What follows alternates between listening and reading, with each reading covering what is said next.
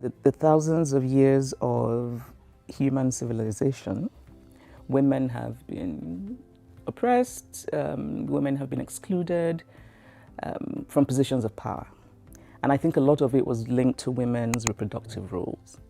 Right? And I often like to say that when our ancestors were hunting and gathering, although actually apparently recent studies say that they weren't really hunting and gathering, but anyway, our very ancient ancestors, it made sense for strength to be the physical strength, to be the ultimate thing.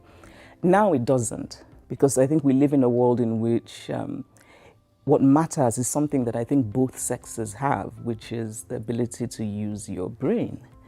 But we're not seeing that reflected in positions of power all over the world.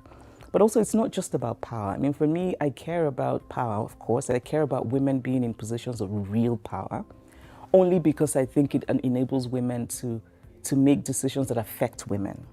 But I also care about just women being seen as human beings. And it can sound, it can sound a bit obvious when you say to people, I really just want women to be people.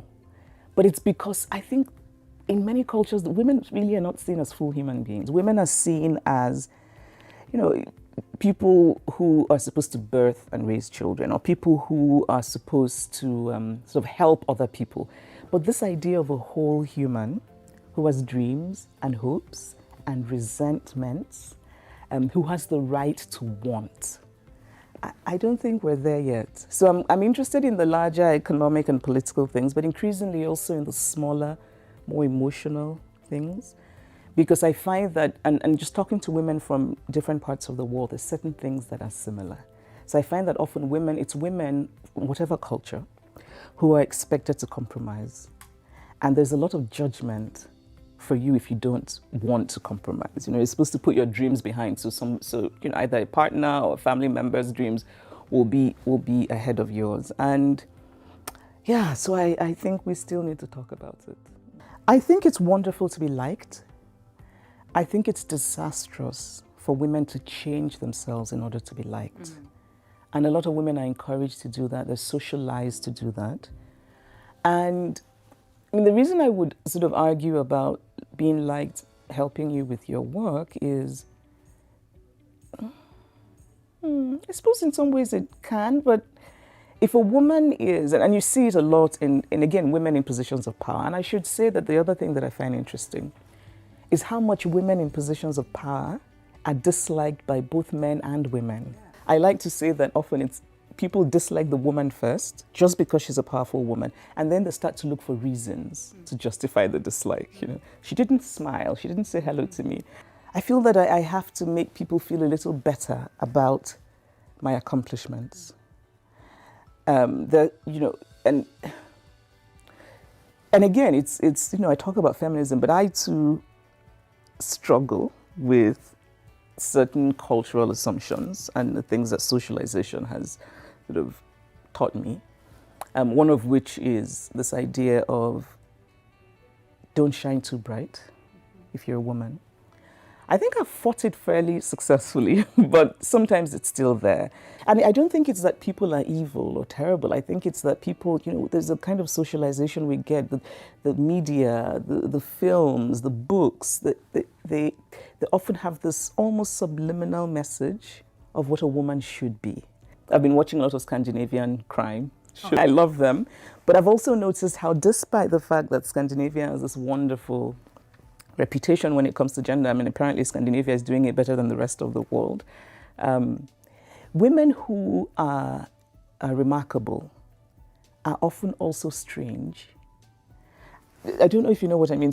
And I find that interesting because it seems to me there's a streak of misogyny there. It's almost as though for a woman to be remarkable at her job as a police person or whatever, she also has to, be a bit crazy or a bit strange. And I'm thinking, why can't she just be normal? And so for me, the dream is when we have that world where powerful women are ordinary, not strange, not just ordinary. So I'm reluctant to say that I think women should be depended upon to bring peace, because increasingly I don't want to put that burden on women. I want women. I mean, I know that not just anecdotally, but I know that studies have shown, and I also just know by observing that women are more likely to, or rather less likely to solve problems in a violent way. Women are more likely to value compromise. Obviously, not all women. What I think is it's not so much that we should let women have a say. I mean, in a lot of the countries that are violent today, they don't have women as leaders. And I'm not saying that having women as leaders will immediately bring peace, but we don't know because we haven't tried.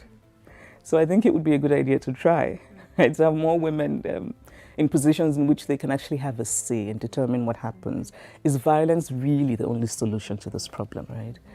But the other thing also is that I really think it's important to allow women be just full people.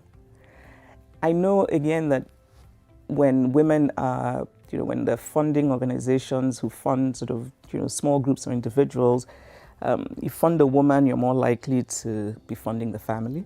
Fund a man, not so much, which is lovely, but there's also something there that I think I would love for women to be free of, which is that the kind of the burden of, again, responsibility for everyone else but yourself. And I'm, in my family, I'm the warrior. I take care of everyone, and I don't mind that at all. But it's also important for me that the people that I take care of see me as human and whole. Yeah. There's an emotional toll to it. There's a toll to your dignity, to your sense of self. One day, I know so many women who just wake up one day and they're exhausted, Yeah. And I just think the reason you should be yourself is that it's easier. Yeah. And you're more likely to achieve more. That's my thinking. People have different leadership styles. And I think if you're good at what you do, people will adapt to your style. And I've seen that happen. When women try to be what they're not, often that's when problems come. And and I think if people sort of criticize you and come after you for being, for example, very aggressive when it's not naturally your thing, it's so much harder because you're being fake and now you're being attacked for being fake, even though you thought that by being fake you would do well, So it's just so much better to be you, but also to be willing to accept and acknowledge that everyone probably won't like that. I mean, this is the thing, if I had to talk to young women constantly, what I would say is, you don't have to be liked by everyone, And actually, I was telling a young woman recently in Nigeria, and I said to her, you should take it as a compliment when certain people don't like you. Don't try to please everyone. It's so true. You lose clarity if you're trying to be what you're not. And women, I wish women, again, I understand why they do. It's tough, but I wish women would doubt themselves less. I find just anecdotally that the women I've met are often much more interesting, much brighter than the men in similar positions. But the men have much more confidence about being there. And it's always been interesting to me because I think, my goodness, you actually know a lot. Why don't you know that you know? I'm a king, yes, I'm a king, I'm a king,